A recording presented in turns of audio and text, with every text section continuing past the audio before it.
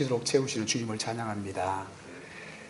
하나님 말씀 우리 같이 보겠습니다. 하나님 말씀은 데살로니가 후서 1장 6절에서 9절까지의 말씀입니다. 데살로니가 후서 1장 6절에서 9절까지의 말씀 우리 같이 봉독하겠습니다.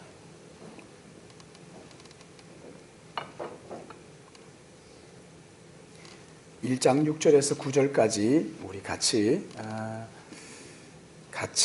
9절까지 봉독합니다. 시작. 사람이 이렇게 데살로니가 후서 1장 6절 시작.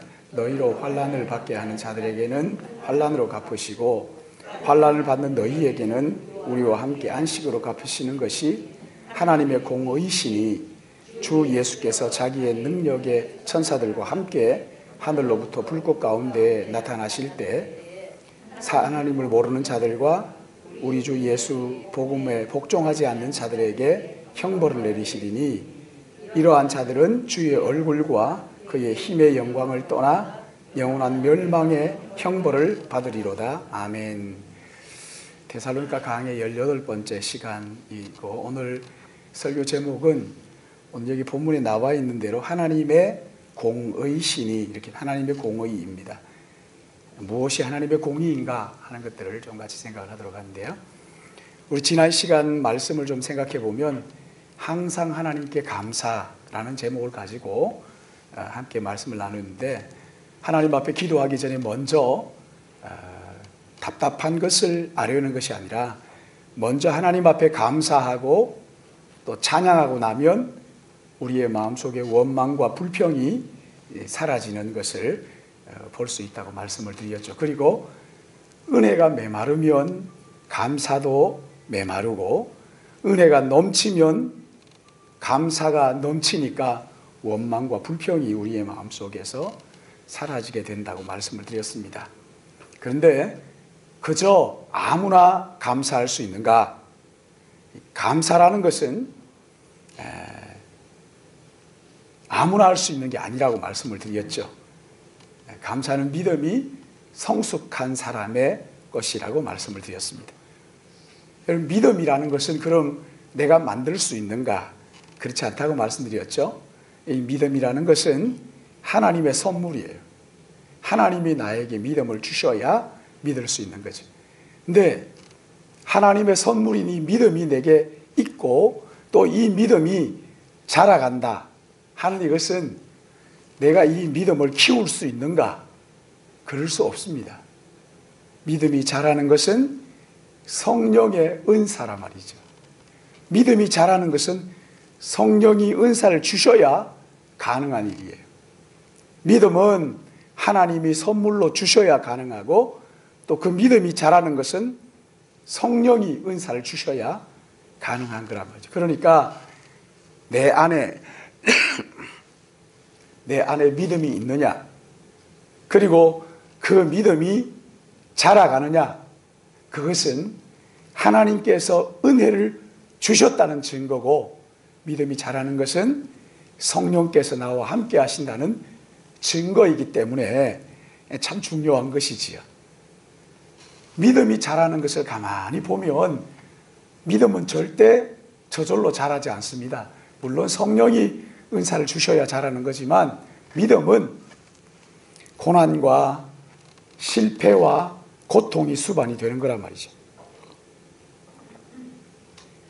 성령의 은사로 말미암아 내 믿음이 자라는 건데 이 믿음이 자라는 과정들을 보면 평온할 때 믿음이 쑥쑥 자라는 것이 아니라 이 믿음이 고통과 실패와 그 아픔이 수반이 되어야 이 믿음이 자란다는 거예요.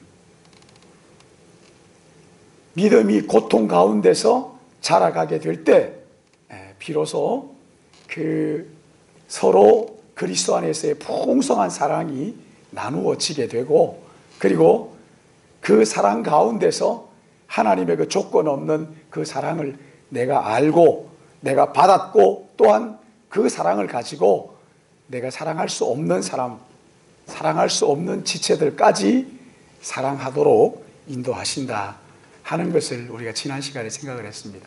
여러분, 오늘 여기 본문 말씀은 하나님의 공의에 대한 말씀이죠. 공의에 대한 말씀인데 6절이 재미있는데 6절 같이 읽어볼까요? 시작. 너희로 환난을 받게 하는 자들에게는 환난으로 갚으시고. 여기 보면 6절에는 너희로 환난을 받게 하는 자들, 그리고 7절 같이 봅니다. 시작. 환난을 받는 너희에게는 우리와 함께 안식으로 갚으시는 것이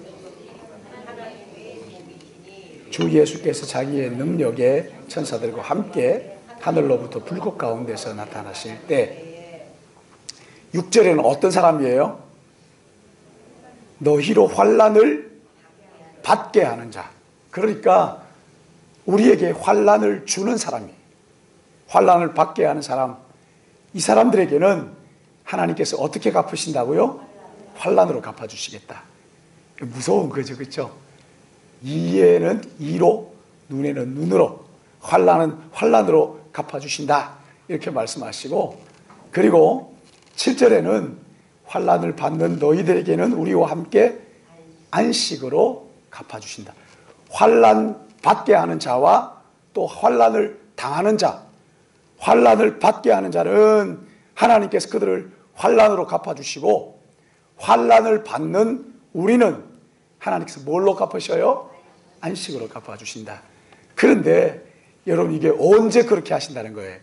7절 말씀 보면은 환난을 받는 너희에게 우리와 함께 안식으로 갚으시는 것이 하나님의 공인데, 언제예요? 주 예수께서 자기의 능력의 천사들과 함께 하늘로부터 불꽃 가운데 나타나실 때. 언제라는 거죠? 주님 다시 오실 때. 그렇죠? 주님 다시 오실 때. 주님 다시 오시는 그날 어떤 사람들에게는 형벌을 내리시고 어떤 사람들에게는 안식을 주신다, 이렇게 말씀하시면서 8절 9절 말씀을 보시면 8절 9절을 같이 읽어볼까요? 시작. 하나님을 모르는 자들과 우리 주 예수의 복음을 복종하지 않는 자들에게 형벌을 내리리니 이런 자들은 주의 얼굴과 그의 힘의 영광을 떠나 영원한 멸망 형벌을 받으리로다. 아멘. 여기 보시면요, 어떤 사람에게 하나님께서 형벌을 내리시고 또 어떤 사람에게 안식을 주는가, 형벌의 기준을 지금 여기 8절에 우리에게 말씀을 하고 있어요. 어떤 것을 가지고 형벌을 내리고 또 어떤 것을 가지고 안식을 내리시는가. 하나님의 그 형벌은 공의로우시다, 이렇게 말씀하시죠. 그러니까 여러분, 여기 하나님께서 심판하시는 것은 하나님 우리를 환난으로 갚으시고 안식으로 갚으시고 하는 이것은 우리가 한마디도 불평할 수 없는 거예요. 오늘 내가 내 편에서 도무지 이해가 되지 않는 일이랄지라도 하나님은 공의로우신 분이기 때문에 원망하거나 불평할 일이 아니라는 거죠. 여러분, 하나님을 원망하려면요, 원망할 이유가 충분합니다. 충분해요. 우리의 삶의 이유들을 가지고 나는 이렇게 하나님을 원망하겠다, 원망하셔요. 괜찮아요. 원망할 이유가 충분합니다. 그러나 뒤집어 생각하면 하나님의 그 공의, 하나님의 그 은혜를 찬양하려고 하면 우리의 삶에 하나님을 찬양할 이유가 충분하단 말이죠. 그러니까 원망도 이유가 있어요. 내가 볼 때 나는 하나님을 원망할 수밖에 없다, 원망하세요. 그러나 그 원망할 때 하나님이 공의로우시다는 것을 기억하라는 거예요. 하나님을 찬양하기에도 충분히 이유가 있습니다. 하나님을 경외하고 하나님을 높이고 하는 충분한 이유가 우리의 삶에 있단 말이에요. 그래서 하나님을 원망하기 위해 원망할 것인가, 하나님을 경외하고 찬양할 것인가, 우리가 선택해야 되는 거예요. 원망도 이유가 있어요. 찬양도 경외하는 것도 충분한 이유가 있어요. 그러나 예수 믿는 우리에게는 가볍게 하나님을 원망하고 불평할 것이 아니라 하나님 앞에 서서 모든 것을 이해할 그날이 있음을 알고 하나님께서 공의로 우리를 심판하실 그때가 있는 줄 알고 그날을 기다리면서 이 땅에서 원망할 것인지 경배할 것인지 결정해야 한다는 것이지. 여러분 여기 7절 말씀 보시면 주 예수께서 자기의 능력과 천사들과 함께 하늘로부터 불꽃 가운데서 나타나실 때 그때가 언제라고요? 주님 다시 오실 때죠. 그렇죠?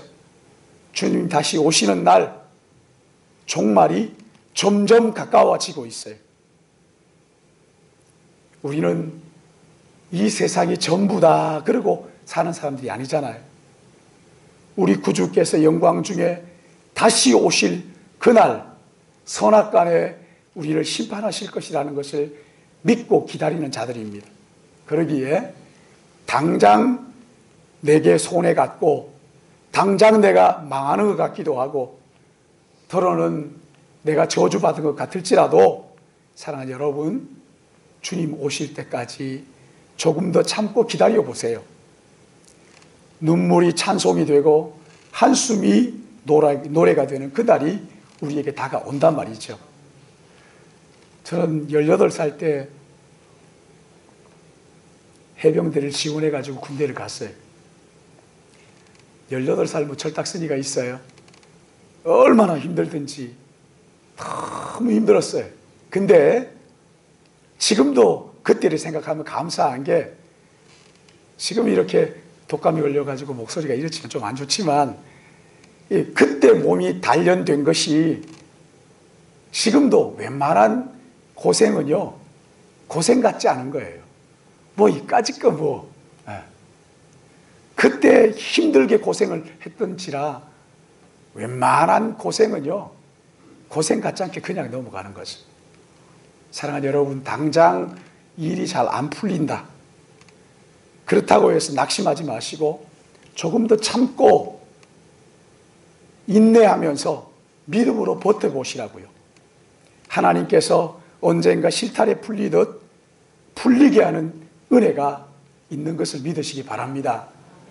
언젠가 그럴 때가 있어요.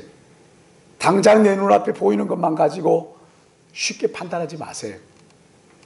하나님을 신뢰하고 끝까지 참고 인내하면서 믿음으로 사는 거죠. 원망하거나 불평은 그 뒤에 하세요. 그 뒤에. 하나님을 경외하고 하나님을 신뢰하고 기다리는 거죠. 여러분, 하나님의 심판은요 좀 연기될 수 있어요. 하나님의 심판은 좀 이렇게 딜레이 될 수 있어요. 그러나 결코 하나님의 심판을 잊어버리거나 이루지 않는 것은 아니에요. 공의로우신 하나님께서 공의로 심판하는 그날이 반드시 온다는 것을 믿으시고 오늘 당장 어려움들 이것 가지고 일희일비하지 마시고 하나님의 때를 기다리는 것이지. 여러분, 주님은 주님의 제자들에게 그렇게 말씀하셨어요. 너희가 세상에서 환난을 당한다, 당하지 않는다 그러지 않았어요. 너희가 세상에서 환난을 당한다. 그러나 그게 끝이 아니라는 거예요. 담대하라, 내가 세상을 이겼다. 디모데후서에도 보면은 무릇 경건하게 살려고 하는 자에게는 박해가 있다고 말씀하셨어요. 반드시 박해가 있다. 사도행전에 보면은 에베소 교회의 장로들을 모아놓고 그들에게 경고하기를 이제 내가 떠나면 이리가 너희 가운데 와서 너희를 힘들게 할 것이다 말씀하셨어요. 그러나 우리가 그것을 염려하지 않을 것은 환난을 당하게 하는 자에게는 하나님께서 뭘로 갚아주신다고요? 환난으로 갚아주신다고. 그때가 있습니다. 반드시. 그런가 하면 환난을 당하는 자들에게는 안식으로 갚아주시는 때가 있다는 것을 믿음으로 기다리는 것이죠. 사랑하는 여러분, 우리가 이 땅에 사는 동안 주님을 위하여 받는 환난과 핍박과 고난 부끄러워하지 마세요. 괜찮아요. 주님 때문에 당하는 고난이 있거들랑 그거 부끄러워하지 마세요. 주님을 위하여 받는 환난이 크면 클수록 위로와 안식이 더 큰 것을 믿으시기 바랍니다. 7절 8절 말씀을 보시면 하나님의 형벌이, 우리 여기 7절 8절 같이 볼까요? 시작. 환난을 받는 너희에게는 하나님의 공의신이 주 예수께서 자기의 능력의 천사들과 함께 하늘로부터 불꽃 가운데 나타나실 때 하나님을 모르는 자들과 우리 주 예수의 복음을 복종하지 않는 자들에게 형벌을 내리시리니. 자, 여기 보면 하나님께서 우리를 심판하실 때 뭘 가지고 심판하시는지를 말씀합니다. 무엇을 가지고 심판하실까? 여러분, 무엇을 가지고 심판하실까요? 여기에 보면 우리 주 예수의 복음에 하나님을 모르는 자들과, 첫 번째 하나님을 모르는 자들과, 두 번째는 뭐예요? 복음에 복종하지 않는 자들에게. 하나님을 모르는 자들, 복음에 복종하지 않는 자들. 여러분 보세요. 하나님의 공의로운 심판이 어떻게 이루어지느냐? 너 얼마나 거짓말했어? 너 얼마나 간음했어? 너 얼마나 이웃의 물건을 도둑질했어? 이런 게 아니죠, 그렇죠? 이런 것 가지고 심판을 하시는 게 아니라는 거예요. 여기에 보면 너무 기가 막혀요. 하나님 심판하시는데 하나님을 모르는 자들, 그런가 하면 우리 주 예수의 복음에 복종하지 않는 자들, 예수 그리스도를 믿지 않는 사람들을 심판하신다. 그러니까 마지막 하나님의 심판은요, 어디 보자, 너 거짓말 많이 했구나, 이래서 심판하는 게 아니에요. 너 도둑질 참 많이 했네, 이것 가지고 심판하지 않아요. 너 간음을 그렇게 행하고도 너 지옥 갈 거야, 이렇게 심판하지 않으셔요.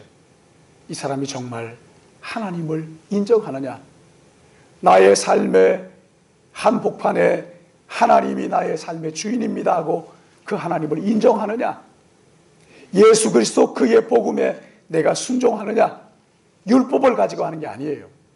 복음을 가지고, 하나님의 은혜를 가지고 판단한다는 거예요. 하나님을 아느냐, 정말 하나님이 너의 주인이냐, 예수 그리스도의 복음이 너가 이 복음을 듣고 믿고 주님을 영접했느냐. 형벌의 근거가 율법이 아니라 복음이에요. 은혜예요. 은혜예요. 하나님을 아느냐. 여러분, 하나님을 얼마나 아십니까? 하나님을 얼마나 인정하십니까? 내 삶의 주인이 하나님이신 것을 정말 인정하십니까? 하나님이 보내신 그의 아들 예수 그리스도를 믿고 순종했느냐? 네가 얼마나 큰 일을 했느냐? 우리 교회를 바라보시면서 너 돈 요거밖에 없어, 아유 이것도 일이라고 했냐? 이러시는 분이 아니라는 거예요. 여러분, 이 세상의 기준이 심판의 기준이 아닙니다. 얼마나 큰 일을 했느냐, 이거 묻지 않으시고 복음을 순종했느냐, 하나님을 인정하느냐, 하나님의 아들 예수 그리스도를 믿고 마음의 주인으로 영접했느냐, 이것을 가지고 우리의 영원한 형벌과 안식을 결정하는 거란 말이지. 의롭지 못하고 진실하지도 못하고 거짓말하고 도적질하고, 그러나 예수 그리스도를 믿고 영접했느냐 하는 이것을 보시고, 하나님을 알고 인정하느냐 이것을 보시고 마지막 심판을 하시겠다는 거예요. 여러분, 이거 얼마나 감사해요. 얼마나 감사해요. 착한 일을 많이 한 것 가지고 심판하지 않으시고, 거짓말한 것 가지고 심판하지 않으시고, 하나님을 아느냐, 예수 그리스도를 믿느냐, 하나님을 내 삶의 주인으로 영접했느냐, 이것을 가지고 심판을 하신다는 거예요. 사랑하는 여러분, 여러분은 하나님을 얼마나 아시고 또 하나님을 인정하고 그 하나님을 믿고 영접하셨습니까? 예수 그리스도가 나의 구주와 주님이라는 것을 여러분 얼마나 시인하십니까? 우리가 그렇게 시인한다면 우리를 위하여 주님이 예비하신 것은 형벌이 아니라 영원한 안식인 것을 믿으시기 바랍니다. 이 땅에 사는 동안 주님을 위하여 당하는 고난 부끄러워하지 마십시오. 두려워하지 마십시오. 이 땅에서 주를 위하여 손해보면 손해볼수록, 어려운 일을 당하면 당할수록 하나님께서 더 큰 은혜로 갚아주실 것입니다. 하나님을 믿으시고 예수 그리스도를 따름으로써 참된 안식이 예비된 것을 믿으시고 미리 그 안식을 누리며 서로 위로하고 격려하는 믿음의 가족들 되시기를 예수님의 이름으로 축복합니다. 사랑하시는 아버지 하나님, 하나님의 은혜와 사랑을 참 감사를